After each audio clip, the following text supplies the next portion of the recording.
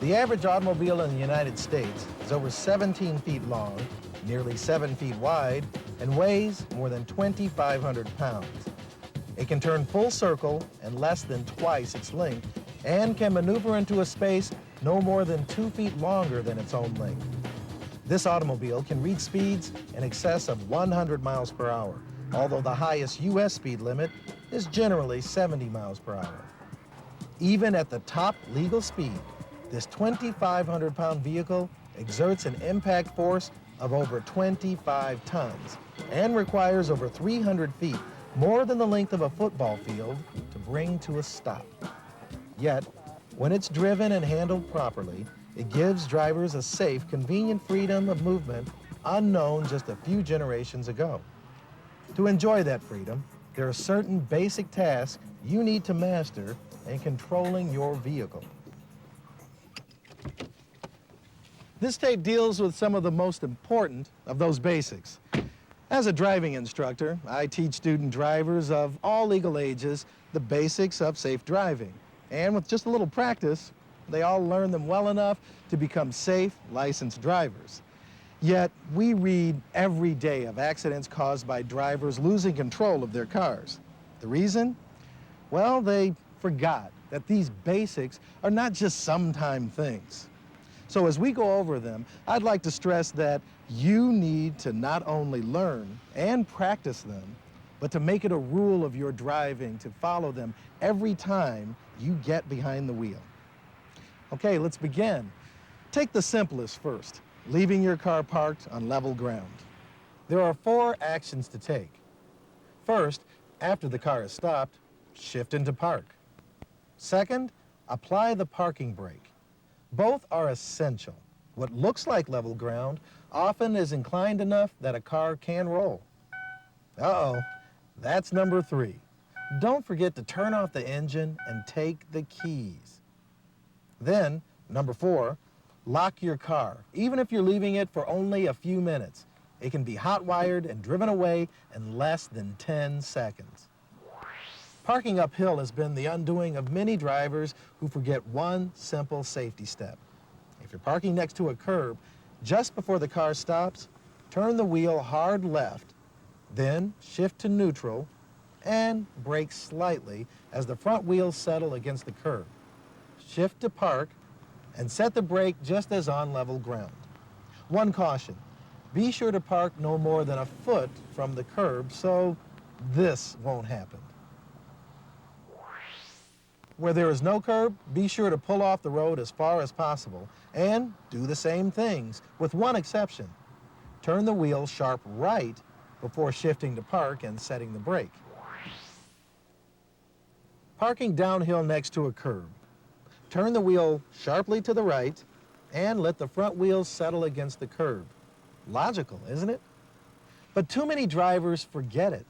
Not a good way to make friends. One more clue on parking, this time downhill without a curb. Same as with a curb, turn the front wheels hard right, then gear shift into park and brake. The logic of parking is to use the curb as a stop, and where there is no curb, turn the wheels away from traffic. Okay, get ready to move into traffic. Don't forget to signal and check for oncoming vehicles. You're responsible for staying out of their way. And remember, traffic coming downhill may be coming faster than on level ground. Of course, you'll check the traffic side rearview mirror, but there's a blind spot to your left rear that the mirror cannot show you. Always glance over your shoulder to make sure that the area is clear. Also, visually check the blind spot before moving out and centering your vehicle in the traffic lane. In traffic, make a habit of always following 3 safe driving practices. Continually scan left, right, and center as far ahead as traffic or sight lines will let you. Maintain proper spacing between yourself and other vehicles. Never drive so close or so fast that you can't stop in time if traffic ahead suddenly came to a dead stop. The right following distance lets you see further ahead so you can take in the big picture of what's happening ahead of you. Just as important, you can avoid the car ahead if it stops suddenly. A good way to maintain a safe following distance in normal driving conditions is to use the 3-second rule, staying 3 seconds behind the car ahead of you. Here's how to measure it. Pick out a fixed checkpoint ahead. In this case, a telephone pole. It could just as easily be a line on the road or a shadow laying across it. When the vehicle ahead of you hits that checkpoint, begin counting 1001, 1002, 1003. When you say the 3, your vehicle should not yet have reached the checkpoint. If it has, slow slightly to increase the cushion between you and the car ahead. The 3-second system works well at all speeds because as speed increases, so does the 3-second distance between you and the car ahead. Don't forget though, as road conditions change, traffic becomes heavy, or you run into rain, snow, or fog, you will want to increase that distance to 4, 5, perhaps as much as 10 seconds in very adverse conditions. What if the driver of the car behind you does not use the 3-second rule and tailgates you? What can you do to protect yourself? Well, you have 3 options. You can increase your speed to move at least 4 seconds ahead of the tailgater. Then, if you have to stop or slow suddenly, the rear car has time to respond, and the extra distance lets you signal your intent early. Often, you can't increase speed without tailgating a car in front of you. In that case, increase your distance from that car by slowing slightly. Then, if the lead car stops suddenly, you can do it more slowly, giving the tailgater more time to respond. When you use this technique of slowing to increase stopping distance, the tailgater may speed up to close the gap. If so, move slightly to the right so he can see traffic farther ahead. He very well may pass you at that time because tailgaters will generally do that at the first opportunity. A final option is to pull out of traffic and let the tailgater go. You can also do this if traffic is piling up behind you and can't pass because of hills, curves, or oncoming traffic. And remember, different road surfaces provide different traction. You add rain to a dry road surface, and what was once enough stopping distance becomes an invitation to an insurance claim. The same is true of a gravel surface, and ice is far worse.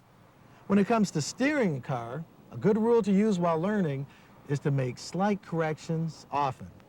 Practice will tell you how much. Some beginners oversteer, causing their vehicle to weave.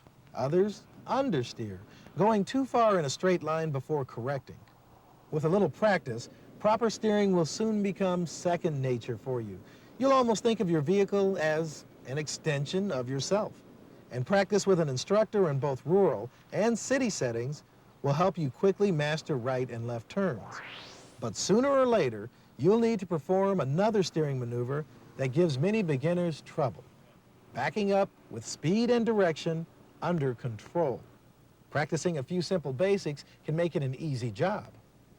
Backing up safely involves knowing where to look, how to steer, and how to control your speed. First, something you should not do. Never back by using your rearview mirrors. Why? Well, because they give you tunnel vision. Mirrors show only a small fraction of what you need to see while backing. A side mirror shows only one side. The inside mirror shows only a narrow view of what's directly behind. They offer no peripheral vision. So while you're backing safely based on what you see, you can encounter things that you don't see, and some things that, well, don't see you. Let's try that again the right way. First, make sure there are no obstructions, pedestrians, or oncoming traffic on either side. Then, get in correct position to clearly see behind you. Your hand is on the steering wheel at the 12 o'clock position. Your body is turned sideways with your arm over the back of your seat. Note that in this position, you not only see your intended path of travel, but your peripheral vision also notices anything moving on either side of your car. Keep your foot on the brake pedal as you shift into reverse, and then release the brake pedal slowly, letting the vehicle creep backward. Control direction by moving the top of the steering wheel in the direction you want to go. Just as when driving forward, don't oversteer. Make your corrections often and slight. Keep your foot over the brake pedal, always prepared to stop. Often you will back to a crossroad or a crosswalk, in which case, come to a dead stop. Then, turn forward and carefully check that both directions are clear. In the case of a crossroad, continue backing and turn to position yourself in the driving lane in the direction you wish to go. One driving maneuver that many beginners don't think about, and some aren't even taught, is the proper way to turn a vehicle around. Now, I'd like to show you the two best methods because, well, they're the lowest risk. They involve using a driveway or a side road like this.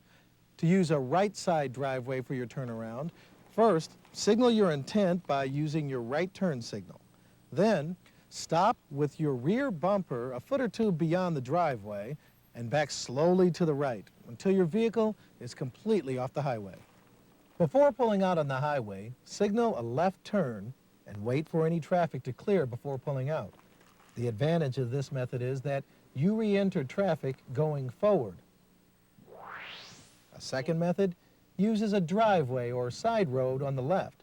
Check traffic from both directions, signal a left turn, and turn left into the turnaround, pulling completely off the highway. Stop with your wheels completely straight. Check traffic again, especially from the right before you back out onto the highway. Remember, this requires you to stop in a traffic lane, so be sure you can complete the turn before any traffic arrives. Well, certainly there are other ways of turning around. The U-turn, for example, which is illegal in many areas, or turning around when you cross a lane of traffic, or turning around completely on the roadway. But even experienced drivers should rarely use these three maneuvers because they represent much higher risks. Three guidelines to remember for making safe turnarounds: prefer a method that uses a driveway or a side road. Now, if possible, use the one that lets you re-enter the roadway moving forward. And prefer the methods that block the fewest traffic lanes and for the shortest time. Sooner or later, every beginning driver has to face one nagging reality: rising price of gasoline. Now, 25 years ago, it cost about 62 cents a gallon, far below today's prices. There are several driving techniques that can help you get the most miles out of every gallon you burn. Let's take a look at some of them. Today's cars can generate very high speeds, and most auto routes and expressways are designed to handle those speeds. But remember, the faster you push beyond a certain speed, the less fuel efficient your engine is. For example, if your car gets 20 miles per gallon at 55 miles an hour, care to guess how much it gets at 75? On average, 14 miles. So you lose 6 miles for every gallon burned. And aside from risking a speeding ticket, you'd lose 120 miles on a 20-gallon tank full. And at today's prices, that can be expensive. Many new vehicles get top efficiency between 50 and 55 miles an hour. Keep it there, and you save money.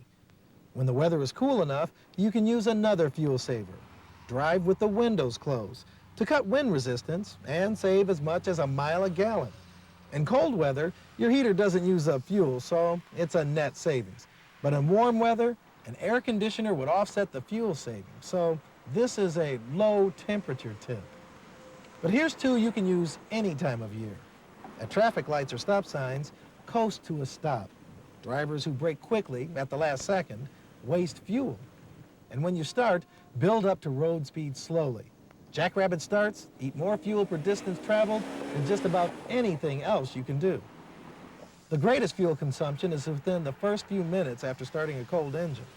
A warm engine is much more fuel efficient than a cold one.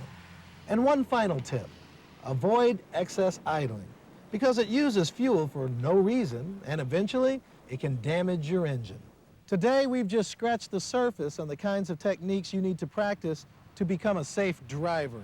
You'll learn others as this course goes on, but parking, entering traffic, steering, backing, and turning around are involved in nearly every other part of driving. So practice them with an instructor or a licensed adult until they become second nature. But no matter how skilled you get, always think about what you're doing when you're behind the wheel. That way you'll not only take control, you'll stay in control. Drive safely.